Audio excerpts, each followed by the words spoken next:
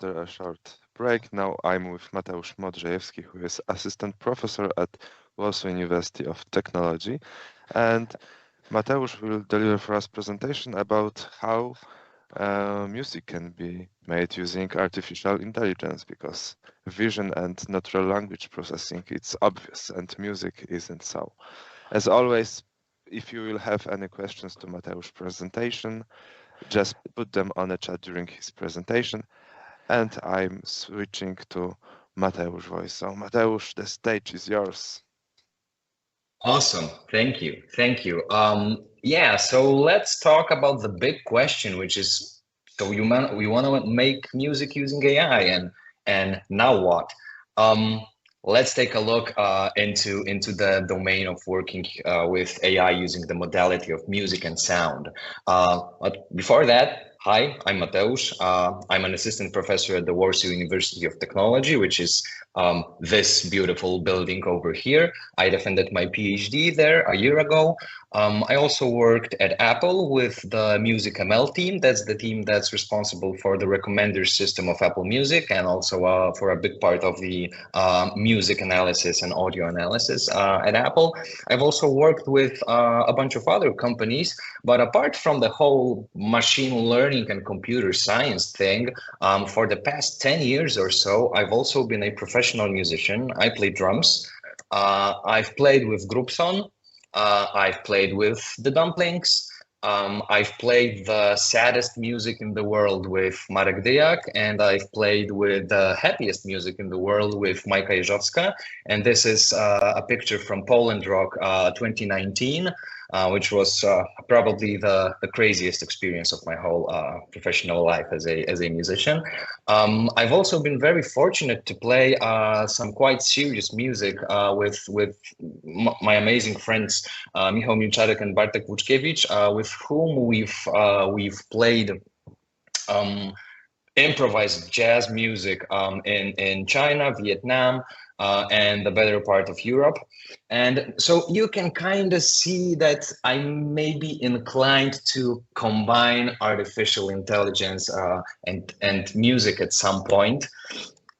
And it turns out that you really can combine the two. But, you know, music is a deeply human and a deeply personal thing, right? I mean, music is like super abstract. Everybody responds to music in a different way. Also, the process of creating music is kind of complex, and the music industry has its own caveats, a lot of them actually. So the question is like, where do we even start this music making AI thing?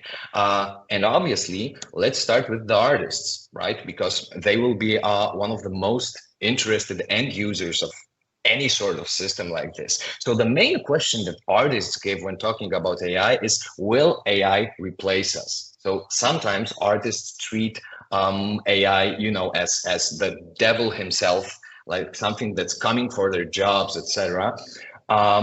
But that's not the only question. Actually, artists are pretty tech savvy people, and they are equally as interested in like, yeah, how can we harness the power of these new technologies, right? Because the progress of music has always been kind of interwoven with the progress of technology, whether we're talking about the invention of the piano, the invention of the synthesizer, of the invention of like sampling techniques that gave birth to hip hop, etc. But another actor in this topic is the industry. And the industry is concerned with how do we empower the creators of all levels of advancements, both the beginner ones and the professional ones. And in turn, how do we democratize the creation of music? So let's take a look at music as a modality for AI.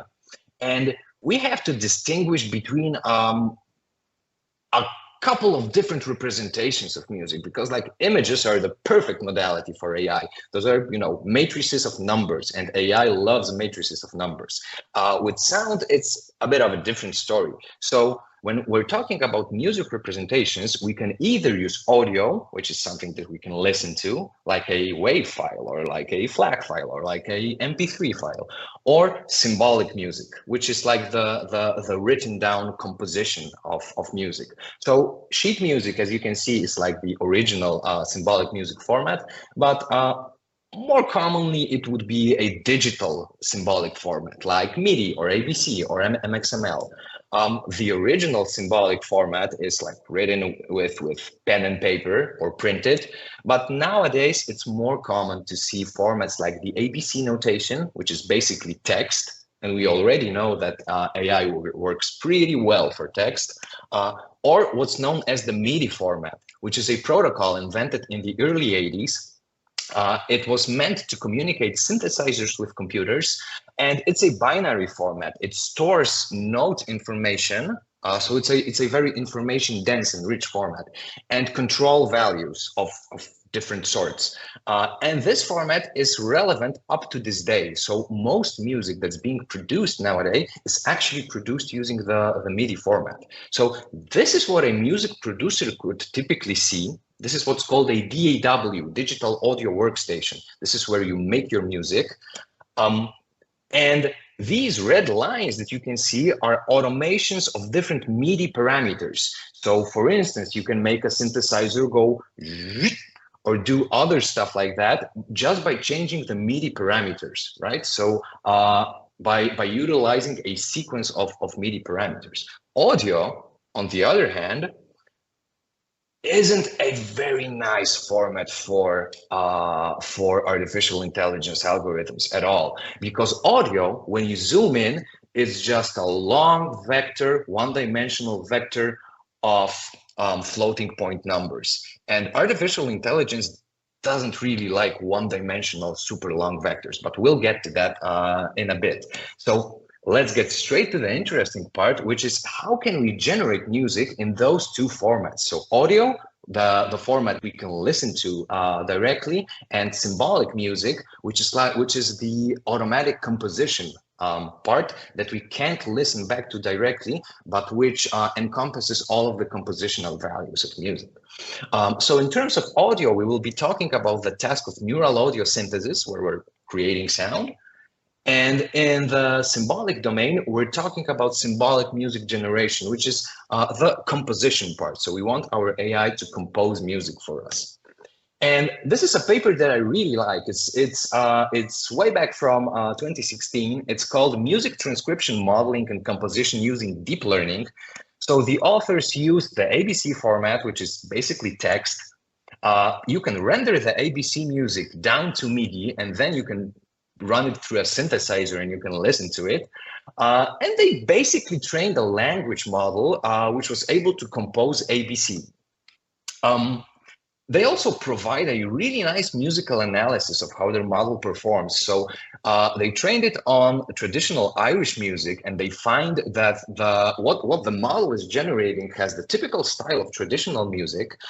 It has correct repetition, variation, harmony, rhythm. Its originality was checked against the training data set and was found to be innovative enough. And they found that this model makes no glaring mistakes, which is a really nice conclusion, especially taking into consideration that this is a pretty simple model by today's standards. This is like a 3-layer LSTM, which nowadays could be even considered, like traditional machine learning. And it's really something that you might as well train on your laptop CPU nowadays. So a couple of years ago, we were already able to train models that could compose music in a convincing way. But of course, we've gone a long way since then. We've had newer models, we've had newer ideas of tokenizing other symbolic formats, and Google Magenta has been really strong here. So Magenta is this group at Google that works on creative applications of artificial intelligence, and they proposed a bunch of models and solutions for creating music in symbolic formats for automatic composition. So one of those that might be interesting for you is what's known as the Music Transformer from 2018. So this is a transformer, right? So this is a model with attention, which learns to predict the next token in a sequence. So let's take a listen to how this model might sound like.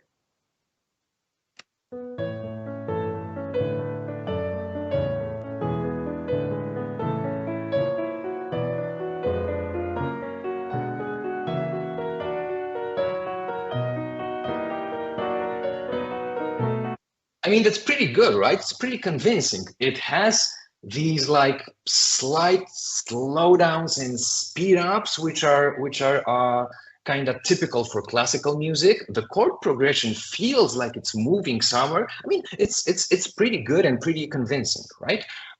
So models like these are being constantly developed, and they are getting better and better.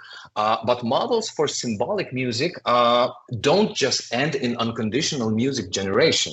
You can also build some pretty interesting tools like the Piano Genie, also from Google Magenta. And this is a solution that maps the whole piano, which is 88 keys, to a controller with 8 buttons. And each of the 8 buttons corresponds to multiple keys on the piano. And this is translated by a neural network from the 8 keys to the whole range of the piano.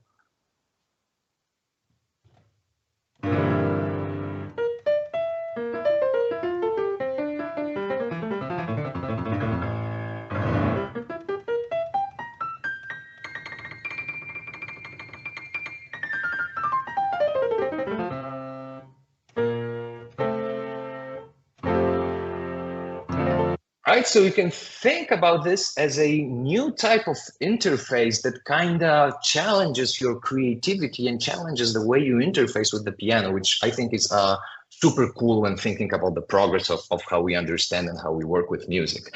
And because music in symbolic formats is so idiomatic for the modern producer, we are kind of looking for ways to do some AI assistant composing.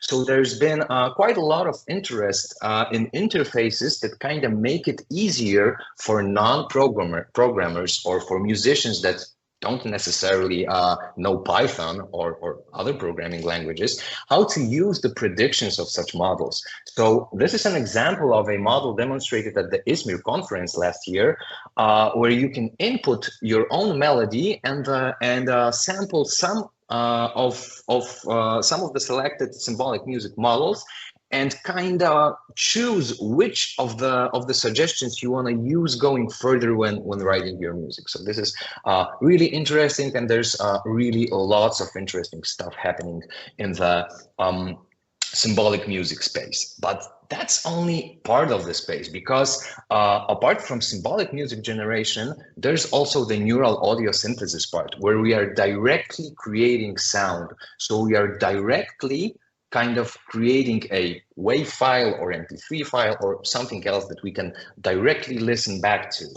So let's take a look at some of the ideas in neural audio synthesis. So one of the first successful approaches also comes from 2016. This is a neural network called WaveNet. This also comes from Google and DeepMind, and was developed by Aaron van den Noord and a bunch of his friends. So as I've said, audio is like this super long vector, one-dimensional vector of floating point numbers. So the initial idea was to kind of muscle through the problem of generating audio and just generate sample by sample, which is a pretty difficult part when you consider the fact that a single second of audio can contain as many as tens of thousands or hundreds of thousands of samples, right? So when you're generating raw audio, what you're basically doing is you're modeling the complex and very abstract relationships between thousands of samples that can sometimes be like millions of samples apart. So obviously, this is a pretty complex problem, right? But since then, we've came with some other ideas than only autoregressive modeling.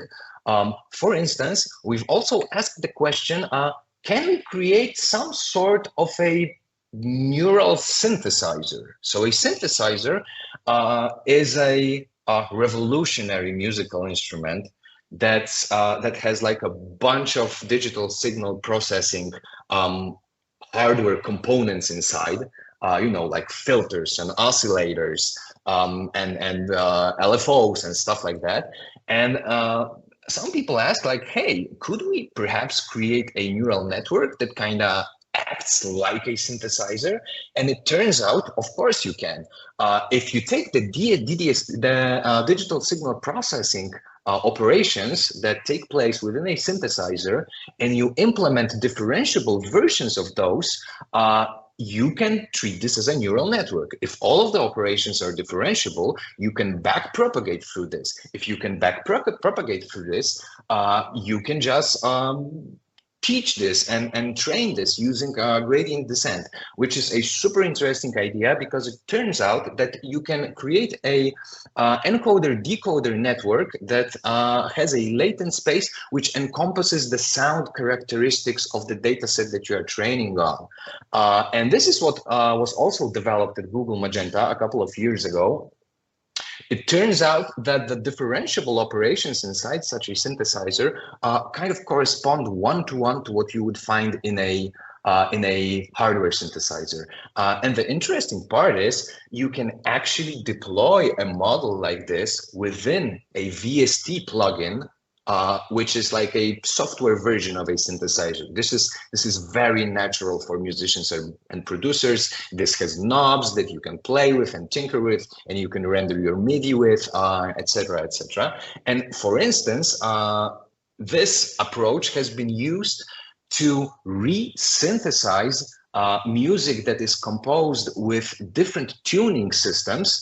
For instance, like traditional Asian music within Western instruments, which is just fantastic and creates like a super interesting effect. Segue from Google to OpenAI, of course, they also delved into this issue. So back in 2020, OpenAI proposed a model called Jukebox, which is like a big bad neural network for neural audio synthesis.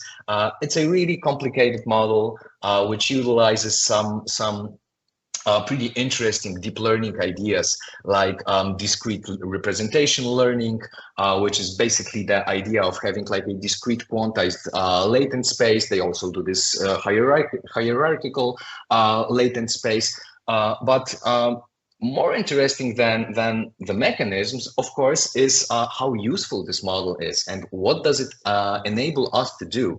And this is a model that produces conditioned audio. So your input is the genre, the style, and the lyrics. And it just starts hallucinating music. So let's listen to a sample of rock in the style of Elvis Presley. The lyrics were also written beforehand. So what you are hearing is the neural network singing it's not making up the lyrics. The lyrics were part of the input.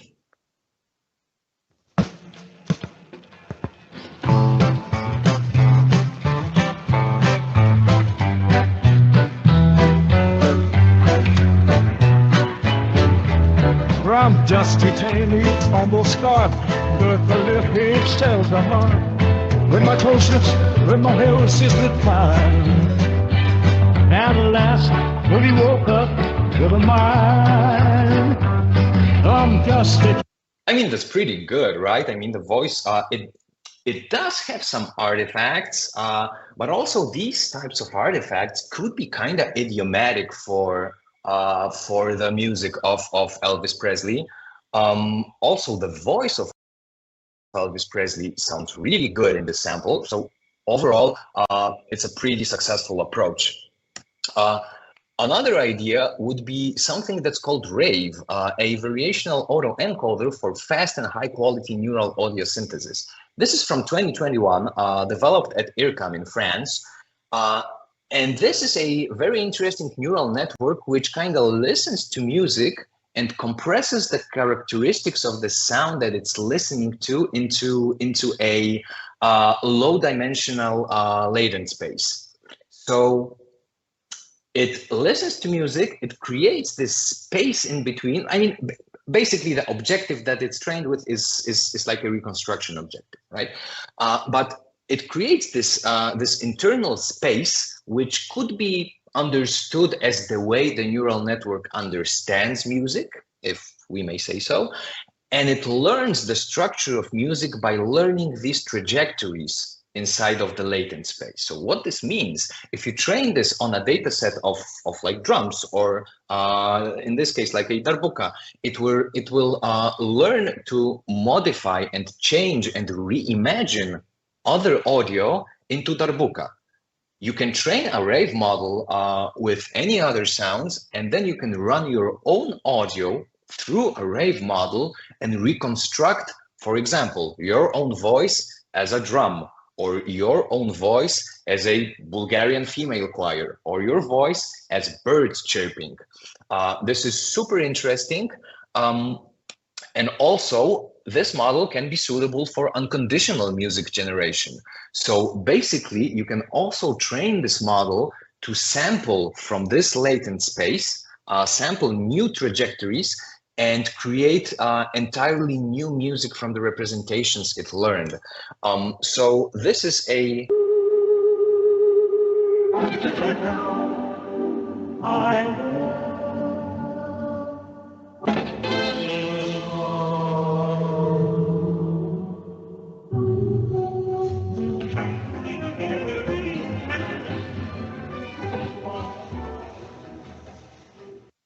So the creepy soundscape that you've just heard was a rave model hallucinating music from scratch, and the model was trained on the soundtrack from a Fallout computer game.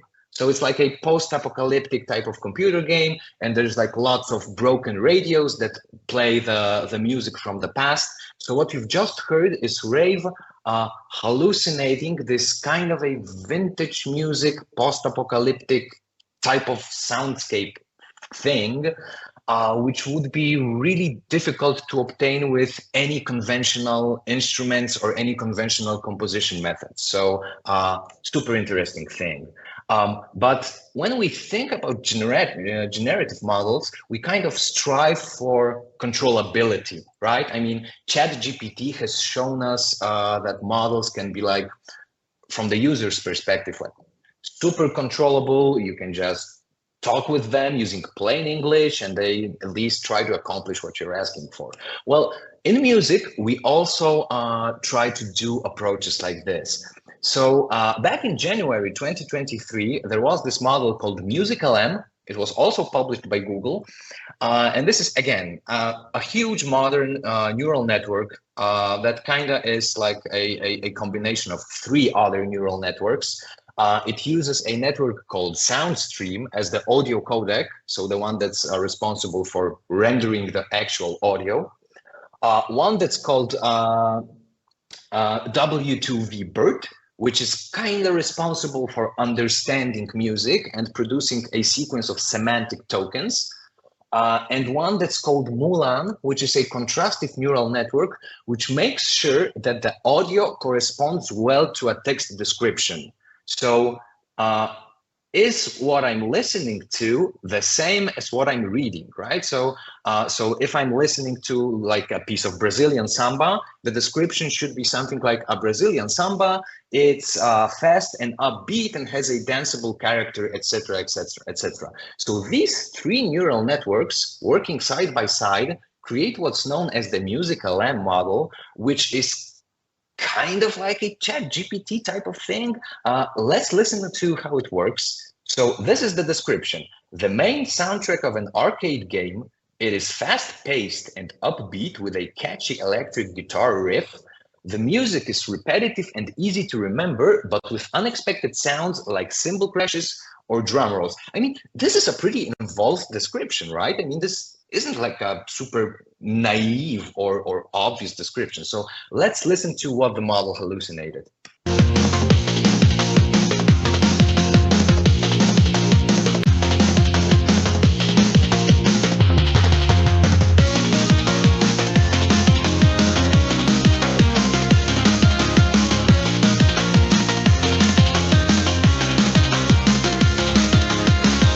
I mean, pretty convincing, right?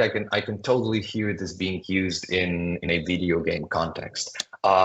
Also, Meta has recently proposed a model with similar capabilities. The paper was titled Simple and Controllable Music Generation. And whenever the first word of a paper is simple, I mean, you can immediately start getting pretty suspicious, right? That it might not really be as simple. But the good thing is the model is published on Hugging Face Spaces, so you can play around with it. The model is conditioned on melodies, so you can not only input a text description, but also you can start off with an initial melody, and the model does sound really, really good. So this is the prompt: a grand orchestral arrangement with thunderous percussion, epic brass fanfares, and soaring strings, creating a cinematic atmosphere fit for a heroic battle. And this is what the model hallucinated.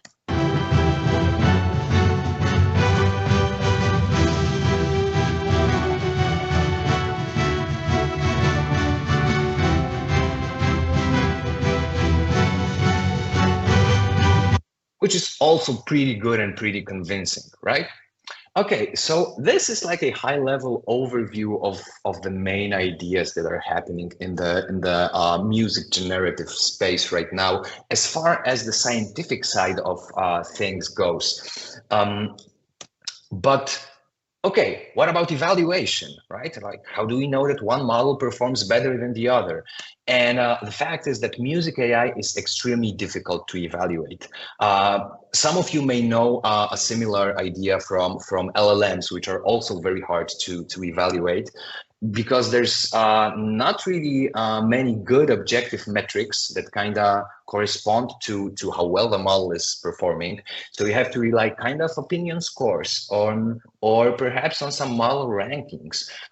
Perhaps you have some of your own benchmarks that you are comparing your models with, or perhaps you are striving for having the most conditioning capabilities and making the model as usable as possible, right? And the good news is this is already being used. So music AI is already being used for weird and creative stuff, if I may say so. So a couple of weeks ago at the Izmir conference, there was a super interesting performance of this saxophone improvisation, where the saxophone was run through a neural network live.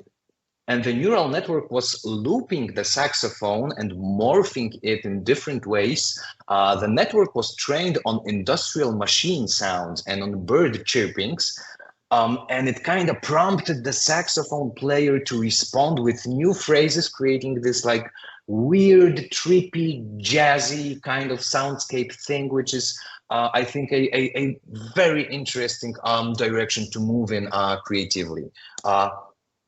Another idea is creating infinite live streams of music. So this is, you can find this on YouTube. This is called Relentless Doppelganger, and this was created by American duo Databots. And this is a live stream of technical death metal, which has been running non-stop from September 2019. So it's like an infinite stream of new technical death metal that's been going on for like 4 years by now, which is very interesting as well. Also, this is used for some more traditional approaches. Let's listen to a short piece of a guitar with additional sensors, and the sensors process the guitar's sound in real time, also using artificial intelligence, and morph the guitar's sound into a tabla, which is an Indian percussion instrument.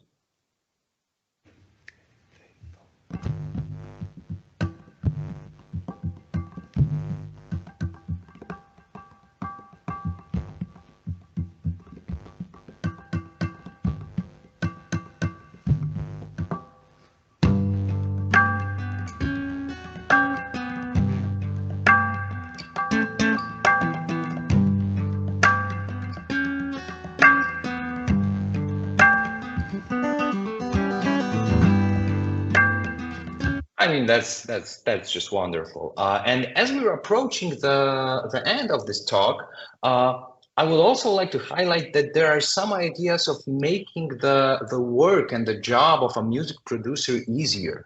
So a huge part of a producer's work is sample selection. And people are already working on approaches to generate more samples or similar samples using artificial intelligence to kind of tackle this pain point.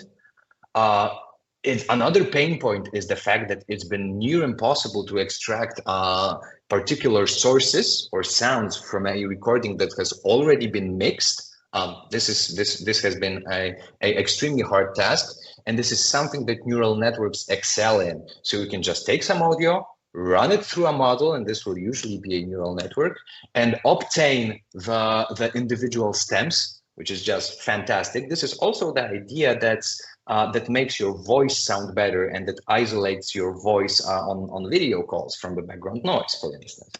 And one of the state-of-the-art models is Demux by Facebook. Another idea would be automating writing down a melody from hearing it. So this is an idea called automatic transcription. And you take in audio and you get out MIDI. And the state-of-the-art model for now seems to be Basic Pitch by Spotify from a year ago. Some unanswered questions have also come recently to one of the first answers. Last week, actually 5 days ago, Google has announced, along with DeepMind and YouTube, a new foundational model for music, which is called Lyria, and it will be embedded within YouTube Shorts to generate music for your YouTube Shorts. And the interesting part is this is done within cooperation with labels. So respecting the artist's rights, which is kind of a big discussion point in music AI, and also the outputs will be watermarked. So you will immediately know if you are looking at something that was generated by an AI or not. So coming back to the initial question, you want to make music using AI? Yeah, you can already do that, but there's a couple of things that you have to take into consideration. We've talked about adapting to artist workflows. We've talked about the difficulties of evaluation. We've talked about the different formats and approaches that you can take to generating music using AI.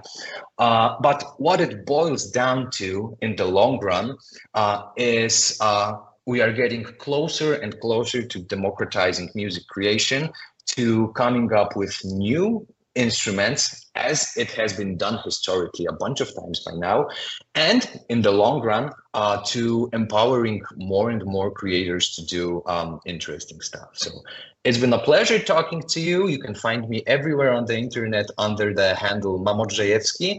And this QR code should enable you to rate this presentation. So thank you very much for your attention. And if we have time for questions, I would be happy to take some of those. Okay, thank you, Mateusz, for your presentation. It was really magnificent. The chat is packed with compliments about your presentation, so congratulations. Thank you. You got never even offered to create or to generate song for Eurovision content. It will increase our chance to win this content. And the question which I found, why all those audio synthesis models like the one from the Meta have a lot of lack high frequencies? Well, one of the reasons may be that you are listening to something that I am streaming from my computer. There might be just some data loss within the transmission that we're doing. So I encourage you to Google those models, to play around with them and listen by yourself. But in fact, in music generation, some of the models are trained perhaps with a lower sampling rate, or perhaps on some filtered data in order to make the models work like a bit faster, or perhaps to make the models a bit smaller. So some of the models historically have been trained on data that has been filtered out with some of the higher frequencies. And sometimes you actually lose a bit, right? Because that's the details of the voice, that's going to be some symbols, that's going to be some of the shine of like a piano or like a synthesizer or something. But in terms of today's talk, I think that the sound may be a little bit distorted because it's I'm just playing it embedded inside a presentation, so some loss of the high frequencies might have also come from that. Okay, and Mateusz, as such comment, in his research, he had 3 main problems. The first one is training a new music transformer requires substantial calculation power, often unattainable by small entities. The second one, smaller architectures tend to loop on the samples. And the third one, very few quality data set. How to tackle those? Yeah, those are actually big problems. So first of all, in terms of the computing power and the data sets, this is where the symbolic part is very useful, because if you're generating audio, it gets very heavy, right? Like a couple of minutes MP3 or WAV file is like, what like 100 megabytes or like 50 megabytes, or well, MP3 a bit lower than that, but WAV files are like huge, right? But compare that to like a text file. I mean, text files are tiny. So an interesting idea is just to train your neural networks to compose the music, and then just render the audio, right? So that's one of the approaches that you can take. Obviously, it doesn't solve the problem of generating audio, right? But it's also interesting. In terms of data sets, well, it's better than it used to be. I mean, when I started being interested in music AI, like there were literally like you could count the data sets on like the fingers of like 2 hands, maybe like 4 hands. Now there's a bit more data sets that are open, and new data sets are being published every week. But still, music has its own copyright laws, which are being respected, I think, in a higher matter than, for instance, in images or in video, etc., because music labels are very happy to sue people who infringe the copyrights. And this is why Google was now, with the Lyria model, they were trying to kind of tackle this and kind of benefit the artists, right? But there are data sets of copyright-free music, and there are websites which aggregate music like this, and I'm happy to suggest some of those and talk about some of those, because I've used some of those and they are pretty good. So just hit me up, and I can point you in some directions. Okay, thank you very much. I see on the chat that some of our participants want you to join our today's pre-party at Charlie Bar at 9 p.m. So if you will find time, please feel invited for pre-party of our conference. Thank you very much, Mateusz, for your presentation, for your magnificent presentation and answers. Thank you very much, all of you, for participating in this session and for your question. And we will see in a few minutes on the last session on this international track. So see ya. Thank you.